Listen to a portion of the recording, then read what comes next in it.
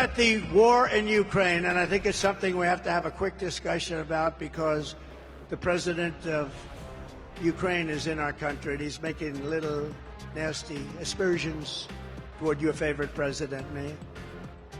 But take a look at the war happening right now in Ukraine. It would have never happened if I were president to start off with. And there didn't even have to be a settlement. It wouldn't have happened, period. Russia wouldn't have gone in. I spoke to Putin about it a lot.